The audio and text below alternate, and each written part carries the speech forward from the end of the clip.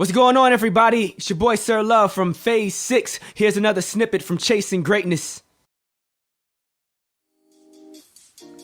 All right, it says, hey, Sir, thanks for reaching out. Awesome. My question to you, with COVID being something that has impacted the world and social distancing being a new normal, do you think beginner managers still have the opportunity to make a name for themselves? Do they still have an opportunity to make a name for themselves? I don't know. Let's talk about it. Here we go. Let's reach out to Nicole. Something tells me I reached out to Nicole before. I may not have labeled her as someone we've reached out to. I may have to go back and fix that. Let's see. Maybe I haven't. Here we go. Hello. Hello, Nicole. Hey, sir. How you doing? I'm good. How are you? I am good. You know, I feel like I'm cheating. I feel like me and you had a conversation on the podcast already. Have we spoken before? Not on the podcast, no. No, not on the podcast. All right, you sound so familiar. I feel like we've had a conversation in the past, did we not? Yeah, we did. We had a conversation before in the past. Okay. About a year ago. Got it. How's everything going? It's going well. How are you? I am good. I'm getting ready to come out of the ashes. I just had a kid, and as you know, based off your question, COVID hit, and so I wanted to bunker down. Had a kid, got married. Congratulations. Thank you. You know, I took my time to live life. I was working really, really, really hard, and it came up to, a couple weeks before my wedding, and I realized I hadn't even stopped and thought about it. Like, hold up, I'm getting married. What does that mean? So I took some time and just did the family thing, but and then took the opportunity to jump into other business ventures that just kind of panned out really well. So now I'm really excited to come back and have these types of conversations. I've really missed this, and so your question is an interesting question. I guess what sparked the question for you? Do you have a fear that management is going to completely transition some way due to the pandemic? Yeah, like when I first started, I had just when I connected with you last year around this time, I had just started my management company. So it hit pretty quickly after that. That was in September of last year. In January, COVID happened, and it really affected the way that I could do my business with my artists. So I had to end up taking my business from music management to music marketing management. And I wanted to see like what you thought about it and your thoughts because of COVID. Yeah. So what I was saying, because I started answering your question, but when you didn't pick up the first time, I didn't catch you. It was playing a little phone tag there. But as long as, and I'll repeat what I said, as long as people exist on this planet, there will always be a musician making music somewhere. We will take sticks and a rock and make music with it. We will take the scraps of anything and make drums and guitars and banjos and whatever else that we're going to make music. There will always be music. And since there will always be music, there will always be space for someone to promote the person that is making the music. The question is, from a manager perspective, is will it be lucrative to do so? Right? A lot of artists, they really slowed down. They took a lot of hits. I know a lot of artists that were really, really hurting, not even really are, really, really hurting right now because they didn't do the proper financial planning and they are unable to tour right now. And artists make most of their money from touring. And if you make your money from artists, then you make most of your money off of the touring and merchandise that they're doing. I just think that this is a time period to be creative. Right? Artists can still make money off the music. Artists can still go direct sale. Artists can still do merchandising. Artists can still get real creative with content. Right now is a time period where not only are people at home, are the artists at home, but the people are at home and the people are looking to be entertained in new ways. And there's a lot of opportunity to get into the product space. There's a lot of opportunity to expand your merchandise game. And all of these initiatives are business initiatives that the manager benefits off of. Depending on your structure with the artist, if you have some type of partnership with the artist, then you're really going to benefit from a lot of these deals all the way around anyway. And I think that's really the key. So as you mentioned, hey, I'm transitioning into marketing. Well, if you're doing marketing, you're doing it one of two ways. You're either doing it as a service provider saying, hey, artist or whoever, pay me in exchange for helping you generate impressions or whatever value that you're going to help them create. Or you're saying I am a manager that focuses on marketing initiatives to drive revenue, and then I get a percentage of the revenue that I drive, which is more of a sales-oriented perspective or swing on marketing. Your strategy on that really depends, or should depend, on how vested you are with the client. If you've already been rocking with the client for an extended period of time, then the second option is probably more appealing. It should probably be the direction that you're going. But if you have not established yourself as a manager, have not established, any real relationship with the clients you're working with, then, freelancing your marketing services on the side may not be a bad idea to generate revenue. But as a manager, remember, I'm not sure if you got a chance to read the How to Be a Manager 101 joint that I did, but you got to be a jack of all trades. There's a section in there where I just break down like almost a paragraph of stuff that you have to know, like different industries and verticals you have to know just to survive, because you're going to have business thrown at you from every direction. If your artist is truly viable, it's time to start taking advantage of some of those opportunities that are being thrown at you so you can capitalize on them and generate more revenue.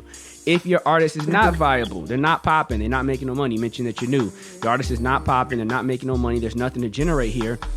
If the market was open or if the market was closed, you're still not going to be generating money. You're just going to have the thrill of the game. And right now there's no thrill of the game because you can't move. Mm-hmm. Right? And so at this stage of your career, as a manager, you have got to create a methodology for you to generate capital that has nothing to do with the artist. That's just a part of it. The artist has to do the same thing, right?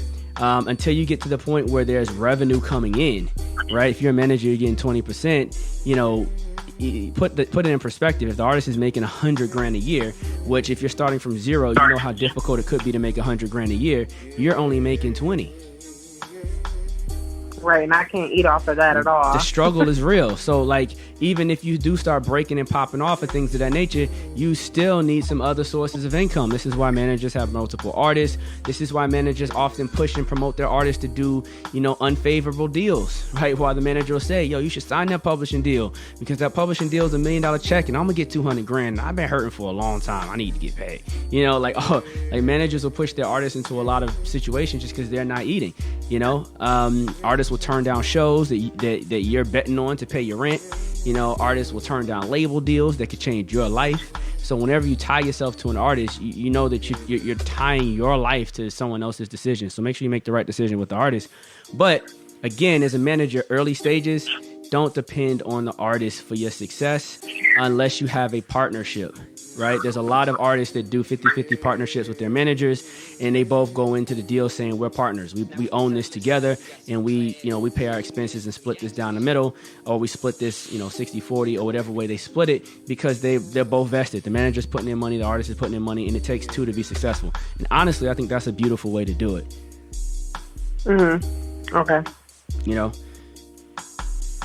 So you think that still 50 is the best way to go? In my opinion, I think a partnership deal with your artist is where you want to be. Unless the artist has extreme leverage over you. If the artist has a lot of leverage, then obviously you're not coming in doing that type of deal. But at this level, you're doing everything. You're pretty much, you're their partner. You're both trying to build the business together. The artist is making money off of record sales. You're making money off of record sales. You're both doing everything together.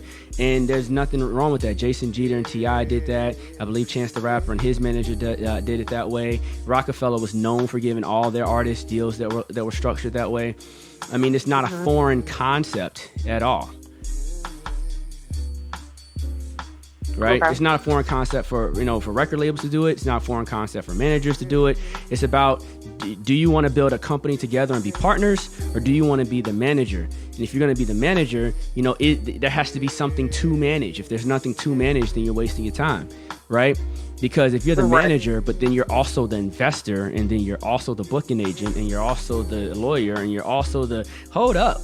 You're doing way more than manager duties and only getting manager compensation.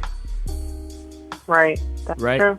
So, and then artists expect all that. Artists, in an artist's mind, you're a manager. Your job is to make me famous. That's all they know, right? They don't necessarily understand the role. So setting expectations at the beginning is really important, and letting the artist know, look, this is what I do. This is the area that I run. This is the area that I control. And this is what I will do for you. But you still got to do. I'm not going to pay for your video. You got to pay for video. I may know a good videographer, but this videographer is going to cost money. You got to get the money together. Now, if we getting the money together, then we need to be partners. Right. But if you getting the money together, then I'm going to manage the situation. Okay. All right. But COVID doesn't stop the show. For you, you have to generate money other ways, because if you're in it for the long haul with an artist, you're not going to see the revenues that you want to see early unless you're in a partnership. And regardless of which, you and the artist should have ways to generate revenue in the meantime or in the interim, because the music industry can be expensive. Not even can be, it is expensive. It will cost money to do different things and navigate and create opportunities for yourself. Right. Yeah, that's very true. Yeah, that's a lot. That gives me a lot to think about, because I've been stuck between a rock and a hard place, just trying to debate what type of role I wanted to play in the music industry since COVID hit, just because it stopped a lot of me and one of my artists. We had so many shows booked that kind of fell through because of COVID, and now we can't get the same traction we were getting before. Were they paid shows? Were they paid shows? One was, and then one was a competition, the West Coast competition. Yep. And then he's being entered into that one. It wasn't like a guaranteed pay, but I'm so confident in one of my artists. Well, both of my artists really, but he is so good that I knew he would have won it. It was for $50,000. So, well, take the time to take this time to perfect another portion of your craft. Because if you're going out there rocking shows and all that, that's important. That's a big part of the game, especially finances from your perspective. However, mastering online marketing is also a part of the game. And so you should take this time to master that. At this time, you should be selling merchandise. You should have come up with creative marketing campaigns and commercials and videos and concepts to get people excited to buy a product that the artist provides, that the artist stands by. Whether that product is merch, which is basically an item that represents the artist, or it's an item that the artist stands behind. You can do a partnership with another company and make money off of selling their product, right? There's so many things that you should be doing creatively to generate money. The question should be, how can I leverage my artist platform to generate money? You know? So I'm not sure how many fans you have, but you have to increase your fan base and sell them product. You know, at the beginner stages, you can get a fan to spend $100 on you a year. You know, they'll buy 3 products a year. So, you know, it's very simple. You have 1,000 fans that buy 100 products a year. You made $100,000 a year. You just put $20,000 in your pocket, and that has nothing to do with show money. I mean, right? So, you know, things to consider. This is a business. How many streams of income does your business have? How much revenue are you generating? Because if you go to negotiate a deal with someone in the future, you want to negotiate from a place of strength. Listen, based off of my numbers, my data, I know for a fact, and I'm not going to go through the whole conversation because it will elongate this conversation, but I know based off of boom, boom, boom, boom, boom, boom, boom, I can put 3,000 people in this building. The capacity is 2,000, right? Either, you know, I can put 2,000 people in here, period. If I can put 2,000 people in here, that means I can generate, you know, $40,000 plus bar, right? So this is how this gonna go. You're gonna pay me 30. You either gonna pay me 25 bands up front, or you're gonna give me the door. Right. But when you can play like that, it's different. Yeah. Bring the numbers down. Bring the numbers down. More realistic. Bring the numbers down.